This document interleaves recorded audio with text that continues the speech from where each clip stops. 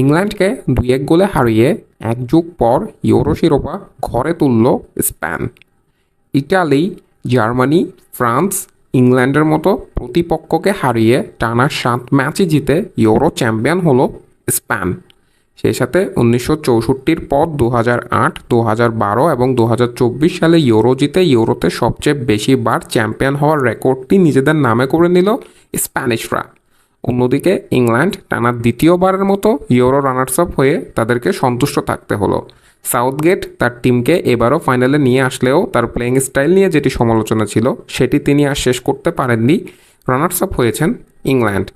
এই ম্যাচে ইংল্যান্ড একাদশে ফিরেছিলেন লুকশো। ইনজুরি কাটিয়ে তিনি মূলত লেমিন ইয়ামালকে আটকানোর জন্যই ইংল্যান্ড একাদশে ফিরেছিলেন।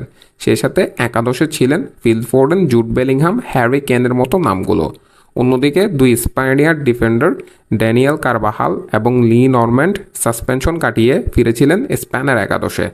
ম্যাচের শুরুতে স্পেন প্রথম 10 মিনিট দারুণ আক্রমণ করলেও পরবর্তীতে প্রথমার্ধে দুই দলের ডিফেন্সিভ ফুটবল খেলার চেষ্টা করেছে, অর্থাৎ রক্ষণাত্মক ফুটবল খেলেছে, যার কারণে প্রথমার্ধ ছিল গোলশূন্য ড্র।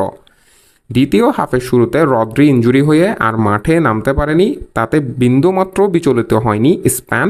রদ্রির বদলে মাঠে নেমেছেন জুবিমেন্ডি এবং সেই থেকে দ্বিতীয়ার্ধের শুরুতেই মাত্র 2 মিনিটের মধ্যেই লেমিন ইয়ামাল খুঁজে নেন নিকো উইলিয়ামসকে ইংল্যান্ডের ডিবক্সে এবং নিকো উইলিয়ামস ফাঁকাতে বল পেয়ে সেটি জালে জড়াতে বিন্দু মাত্র ভুল করেনি। আরও একবার এ দুজন দেখিয়েছেন তাদের সেরা খেলাটি এবং 1-0 গোলের লিড পায় স্পেন। ম্যাচের 62 মিনিটে সবচেয়ে সাহসী সিদ্ধান্ত নেন ইংল্যান্ডের কোচ সাউথগেট। তাদের ক্যাপ্টেন হ্যারি কেনকে সাবস্টিটিউট করে নামান অলি ওয়াটকিন্সকে। তবে সাউথগেট তার বড় বাজিটি খেলেন আরও 8 মিনিট পর। 70 মিনিটে মাঠে আসেন কোল পালমার। জুড বেলিংহামের বাড়ানো বল থেকে ডিবক্সের বাইর থেকে লো শটে স্প্যানের জালে বল জড়িয়ে 1-1 সমতা ফেরান কোল পালমার। তবে সেই সমতা বেশিক্ষণ ধরে রাখতে পারেনি ইংল্যান্ড। ম্যাচে পরবর্তী আক্রমণে ওয়েরজাবাল ইংল্যান্ডের জালে দ্বিতীয় গোলটি জড়িয়ে দেয়, ফলে 2-1 গোলের জয় নিয়ে মাঠ ছাড়ে স্পেন। ম্যাচের একেবারে শেষ দিকে ইংল্যান্ডের কাছে সুযোগ ছিল আবারও ম্যাচে ফেরার, তবে ডেকলান রাইসের হেড উনাই সিমন সেভ দেওয়ার পর সেটি আবার ইংল্যান্ডের কাছে আসলে পাল্টা যে শট হয় সেটি একেবারে গোল লাইন থেকে ক্লিয়ার করে দেন ডানি অলমো, যাকে সাধারণত আক্রমণ করতে দেখা যায়, গোল করতে দেখা যায়। তিনি গোল বাঁচিয়ে স্পেনকে জিতিয়েছেন ইউরো শিরোপা।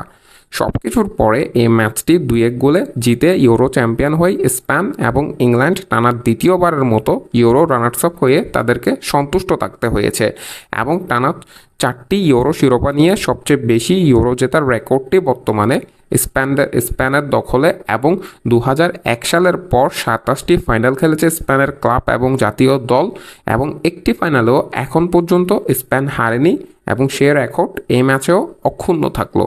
মাহের আহমেদ মাহি, এমএস টিংবার্স।